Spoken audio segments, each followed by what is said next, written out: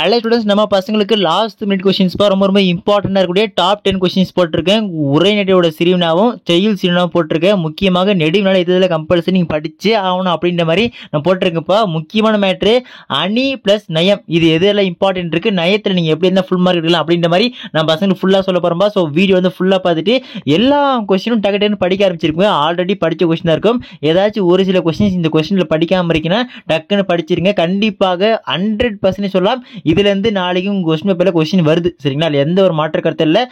இந்த வீடியோ ஃபுல்லாக பார்க்கறதுக்கு முன்னாடி நம்ம சேனல் இப்போ தான் ஃபஸ்ட் டைம் பார்க்குறீங்கன்னா டக்குன்னு சப்ஸ்கிரைப் பண்ணிவிட்டு பக்கத்துக்கு பில் பட்டனை ஆல்னு செட் பண்ணுங்கள். அப்போ தான் நம்ம போடக்கூடிய எல்லா வீடியோ உங்களுக்கு நோட்டிஃபிகேஷன் உடனே கொண்டு வந்து சேரும். முக்கியமான மேட்ரு, நம்ம டெலிகிராம் குரூப்பில் இன்னும் ஜாயின் பண்ணாமல் தான் போய் டக்குன்னு ஜாயின் பண்ணுறேங்க. இப்போ போட்டிருக்கேன் பார்த்தீங்கன்னா இந்த கொஸ்டின்ஸ்க்கான ஆன்சர் எல்லாமே நம்ம டெலிகிராமில் ஒரு பிடிஎஃப் போட்டிருக்கேன். அந்த பிடிஎஃப்ல எல்லாமே ஆன்சர் இருக்குது. ஸோ டக்குன்னு பார்த்து படிக்க ஆரம்பிச்சிருக்கா. சரி வாங்க இப்போ இம்பார்ட்டன்ட் கொஸ்டின்ல போயிடலாம். ஸோ இப்போ வந்து பார்த்தீங்கன்னா செய்யுள் உரைநடை சிறுவினை தான் பார்க்குறோம். ஸோ அதில் வந்து பங்குனி உத்திரை திருவிழா நடைபெற்ற முறையை திருஞான சம்பந்தர் எவ்வாறு பதிவு செய்கிறார்? 5th ஒன்று 6th ஒன்று very very very very important. But double sir போட்டு வச்சுங்க. ரிப்பீட்டடாக எல்லா கொஸ்டினும் போய் கேட்டு வராங்க. நாட்டிய அரங்கின் அமைப்பை இளங்கோவடிகள் காட்சிப்படுத்தும் பாங்கு குறித்து உங்கள் கருத்தை கூறுக. ரொம்ப இம்பார்ட்டன்ட், இதுவும் பார்த்து வச்சுங்க. 7th ஒன் எங்கிருந்தோ வருகிறது வண்ணத்து பூச்சி ஒன்று பறவைகளும் வரக்கூடும் நாளை இடம் சுட்டி பொருள் விளக்குக. ஸோ இந்த கொஸ்டின் எல்லாம் பார்த்து வச்சுங்க. அதுக்கப்புறம் 8th ஒன்பா ஏனை புக்க புலம் போல தானும் உண்ணான் உலகமும் கெடுமை உவமையையும் பொருளையும் பொருத்தி விளக்குக. ஓகேங்களா. 9th ஒன்று வெரி வெரி இம்பார்ட்டன்ட்பா. ரிப்பீட்டடாக கேட்டிருக்க கொஸ்டின். இந்த கொஸ்டின் ஃப்ரீக்வெண்டாக கேட்குறாங்க. ஈசன் மகன் நின்றார் ஓர் ஏழை என ஓர் மீன் இடம் சுட்டி பொருள் விளக்குக. 10th ஒன் தயவு செஞ்சு நல்லா பார்த்து வச்சுங்கப்பா. சடாயுவை தந்தையாக ஏற்று ராமன் ஆற்றிய கடமை எழுதுக. இந்த கொஸ்டினும் கேட்கலாம். அல்லது அந்த ஐவர் ஆணம் சொல்ற கொஸ்டினுக்கு பார்த்தீங்களா. ஸோ அந்த கொஸ்டின் பார்த்து வச்சுங்க. அது இந்த ரெண்டுமே இம்பார்ட்டன்ட். சரிங்களா. நெக்ஸ்ட் 11th ஒன் அதிசய மலரின் பூச்செடி எவ்வாறு முளைத்ததாக தமிழந்தி கூறுகிறார். Very very important. ரிப்பீட்டடாக கேட்டு வர்றாங்க இந்த கொஸ்டின். சரிங்களாப்பா.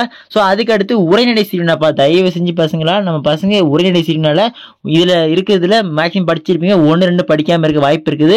ஸோ அதனால் படிச்சிருங்க. சப்போஸ் இதில் இருக்கிற கொஸ்டினுக்கு ஏதாச்சும் ஆன்சர் தெரியல அப்படின்னா டக்குன்னு கமெண்ட் பண்ணுங்க. அந்த ஆன்சர் உடனே டெலிகிராம் குரூப்பில் போட்டு போய் டக்குன்னு ஜாயின் பண்ணுறேன். டெலிகிராம் குரூப் லிங்க் வந்து பார்த்தீங்கன்னா கீழே டிஸ்கிரிப்ஷன்லையும் கமெண்ட் செக்ஷன் லிங்க் தர இப்போ ஜாயின் பண்ணிங்கப்பா. ஸோ இதில் உரைநடை சிறுவினா பொறுத்த வரைக்கும் செகண்ட் பேரிடர் மேலாண்மை ரொம்ப இம்பார்ட்டன்ட். பண்டைய விரிந்த குடும்பத்தின் தொடர்ச்சியை இன்றைய கூட்டு குடும்பம் விளக்கம் எழுதுக. ரொம்ப இம்பார்ட்டன்ட். நெக்ஸ்ட் 4th ஒன் நீங்கள் ஆசிரியரானால் மாணாக்கரை அன்பினால் எவ்வாறு நெறிப்படுத்துவர். ரிப்பீட்டடாக கேட்டிருக்காங்க. பல எக்ஸாம்ல கேட்டிருக்காங்க. முக்கியமான விஷயம், ரொம்ப ஈஸியான கொஸ்டின். சரியா, நீங்க ஓனா கூட எழுதலாம்ப்பா. ஸோ நெக்ஸ்ட் 5th ஒன் பார்த்தீங்கன்னா வேளாண் மேலாண்மை குறித்து நீவர் பரிந்துரைப்பனவற்றை எழுதுக. ஓகேங்களா. நெக்ஸ்ட் 6th ஒன் பார்த்தீங்கன்னா மயிலை சீனி வெங்கடசாமி நினைவு சிறப்புதலுக்கு செய்திகள் உருவாக்கி தருக. ஸோ இந்த கொஸ்டின் ஈஸி தான், நம்ம பசங்க ரிப்பீட்டடாக படிச்சிருப்பீங்க. நெக்ஸ்ட் 7th ஒன் மழை வெள்ள பாதிப்பிலிருந்து காத்து கொள்ளும் முன்னெச்சரிக்கை நடவடிக்கைகளை குறிப்பிடுக. ரிப்பீட்டடாக கேட்டிருக்க கொஸ்டின்ஸ் ரொம்ப ஈஸியான கொஸ்டின்ஸ்ப்பா. நீங்க ஜென்ரலா கூட இதில் படிக்காமலே இந்த கொஸ்டின் வந்து அழகா எழுதலாம். சரிங்களா. நெக்ஸ்ட் 8th ஒன் மணலில் எழுதியது முதல் தற்காலம் வரை எழுதும் முறையில் ஏற்பட்டுள்ள மாற்றங்களை தொகுத்துரைக்க. தயவு செஞ்சு இந்த கொஸ்டின் படிக்காம இருந்தா போய் டக்குன்னு படிங்க. Very very important question. Double sir போட்டு வச்சுங்க. கண்டிப்பா இந்த கொஸ்டினால எதிர்பார்க்க வாய்ப்பு அதிகபட்சமாக இருக்கிறது. நெக்ஸ்ட் 9th ஒன் சென்னையின் பண்பாட்டு அடையாளங்களில் இன்றும் நிலைத்து இருப்பனவற்றை குறிப்பிடுக. சரிங்களா. இந்த கொஸ்டின் எல்லாம் பார்த்து வச்சுங்க. ஸோ நெக்ஸ்ட் நான் பார்க்க போது நெடுவினாப்பா. தயவு செஞ்சு நெடுவினால நான் பசங்களுக்கு ஒரு முக்கியமான ட்விஸ்ட் ஒன்று கொடுத்துருக்கேன். அது என்ன ட்விஸ்ட் பார்த்தீங்கன்னா ஷாக் ஆகிடுங்க. ஸோ உரைநடை ஃபர்ஸ்ட் பார்த்தலாம்ப்பா. அந்த ட்விஸ்ட் நான் சொல்றேன். சரிங்களா. உரைநடையில் இம்பார்ட்டன்ட் நெடுவினா பார்த்தீங்கன்னா குடும்பம் என்னும் சிறிய அமைப்பில் இருந்தே மனித சமூகம் என்னும் பார் அமைப்பு கட்டமைக்கப்படுகிறது எவ்வாறு விளக்குக. இது நார்மல் தான். நெக்ஸ்ட் செகண்ட் பார்த்தீங்கன்னா பண்டை கால கல்வி முறையில் ஆசிரியர் மாணவர்களுக்கிடையே நிகழ்ந்த கற்றல் கற்பித்தல் முறைகளை தொகுத்து எழுதி. Very very important. ரிப்பீட்டடாக கேட்டிருக்காங்க. ஸோ இந்த அந்த டைப்ஸை பார்த்துங்க. நெக்ஸ்ட் 3rd ஒன் நிர்வாக மேலாண்மை குறித்து இறை அன்பு கூறும் கருத்துக்களை தொகுத்து எழுதுக. Very very important. Next 4th ஒன்பா மயிலையார் ஓர் ஆராய்ச்சி பேரறிஞர் என்னும் கூற்றினை சான்றுகளுடன் கட்டுரையாக்குக. Very very important. இப்போ வாங்க மெயின் மேட்டர்ல போயிடலாம். அதாவது நான் சொன்ன ட்விஸ்ட் இந்த செய்யுள் நெடுவினா தான் இருக்கு. அதாவது உங்களுக்கு செய்யுள் நெடுவினா பொறுத்த வரைக்கும் திருக்குறள் வந்து 99% கண்டிப்பா எல்லா பப்ளிஷும் கேட்டுறாங்க. சரிங்களா. அதுல எந்த ஒரு மாற்று கருத்தும் இல்லை. ஒருவேளை திருக்குறள் நெடுவினா கேட்கவில்லை அல்லது ஆப்ஷன்ல 2 ஆப்ஷன்லையும் திருக்குறள் நெடுவினா கேட்கல அப்படின்ற பட்சத்தில் இந்த 4 நெடுவினால இருந்து தான் பார்த்தீங்கன்னா உங்களுக்கு கொஸ்டின்ஸ் கேட்க வாய்ப்பு அதிகபட்சமாக இருக்கிறது. ஸோ அதனால தயவு செஞ்சு நான் பசங்க இந்த கொஸ்டின்ஸ் படிக்கல அப்படின்னு தயவு செஞ்சு படிச்சிருங்க. அப்படி படிக்க டைம் இல்லை அப்படின்னா கான்செப்டாச்சு பார்த்து வச்சு போய் எழுதிருங்கப்பா. ரொம்ப இம்பார்ட்டன்ட் நெடுவினாஸ் இந்த செய்யுளை பொறுத்த வரைக்கும் 100% நம்ம பசங்க செயல்ல திருக்குறள் கம்பல்சரி 4 படிச்சு ஆகணும். அப்படி 4மே நீங்க படிச்சு வராத பட்சத்தில் இந்த 4 தான் கேட்க வாய்ப்பு இருக்குங்களா.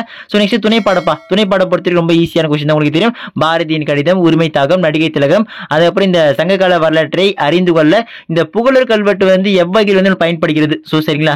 ஸோ இந்த கொஸ்டின் ரொம்ப இம்பார்ட்டன்ட் துணை பாடத்தை பொறுத்த வரைக்கும். இப்போ வாங்க அணியில போயிடலாம். நம்ம பசங்களுக்கு மெயின் மேட்டர்ப்பா அணி விளக்கம். நம்ம பசங்க பாதி பேர் படிக்காம இருப்பீங்க, போய் டக்குன்னு படிச்சிங்க. 4 அணி தான்ப்பா. ஈஸியா ஒரு மெட்டீரியல் நம்ம டெலிகிராம் குரூப்ல போட்டிருக்கேன். அந்த மெட்டீரியல் அணி பக்காவா கொடுத்துருங்க, போய் படிச்சிருங்க.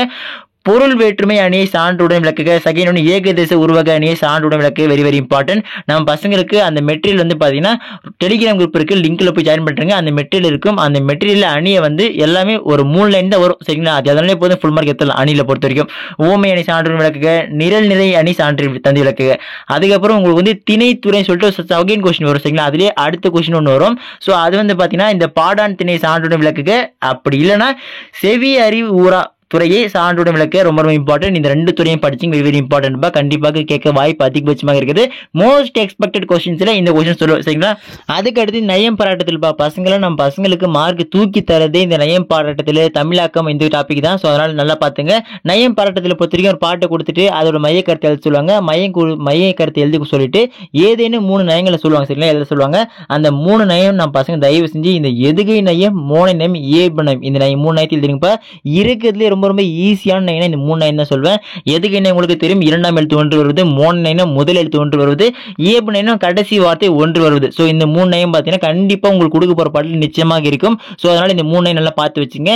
மைய கருத்து போட்டு வச்சுங்க. மைய கருத்துக்கு மெயின் மேட்டர் சொல்றேன். சப்போஸ் நம்ம பசங்களுக்கு பாட்டு புரிஞ்சு அந்த மைய கருத்து எழுத முடிஞ்சா எழுதுங்க. அப்படி எழுத தெரியல ப்ரோ, நான் என்ன ப்ரோ பண்றது அப்படின்ற சமயத்தில் நம்ம பசங்க அப்படியே பிளாங்கா விடாம அந்த மைய கருத்து போட்டு அந்த பாட்டு இருக்கும் பார்த்தீங்களா, அந்த பாட்டில் கூட 4 லைன் அப்படியே பேரா மாதிரி எழுதி விட்டு வந்துருங்க. என்ன ப்ரோ சொல்ற, உண்மையை மார்க் போடுவாங்க? நிச்சயமாக மார்க் போடுவாங்கப்பா. ஸோ நீங்கள் பிளாங்கா விடாம ஏதாச்சும் ஃபில் பண்ணுறதுக்கு ஃபில் பண்ணி வச்சுட்டு வந்துருங்க. சப்போஸ் உங்களுக்கு தெரியுதுன்னா நீங்கள் எழுதுங்க, தெரியாத பட்சத்தில் இந்த டெக்னிக் யூஸ் பண்ணுங்க. சரிங்களா. நெடுனா எப்படி அதுனா அப்படின்ற பிரசன்டேஷன் வீடியோ போட்டிருக்கேன், போய் பார்க்கலாம். கீழே நம்ம டெலிகிராம் லிங்க்லேயே இருக்கு. முக்கியமாக கீழே நம்ம டிஸ்கிரிப்ஷன் லிங்க் போய் பார்த்துருங்கப்பா. ஓகே ஸ்டூடெண்ட்ஸ், இதே மாதிரி எல்லா வீடியோ சப்ஜெக்ட் நான் போட்டுருக்கேன். அதெல்லாம் டக்கு தெரிஞ்சுக்க நம்ம சேனல் சப்ஸ்கிரைப் பண்ணுங்க, டக்குன்னு சப்ஸ்கிரைப் பண்ணுங்க. அடுத்து ஒரு முக்கியமான வீடியோவில் பார்க்கலாம்ப்பா, மிஸ் பண்ணுறாதீங்க.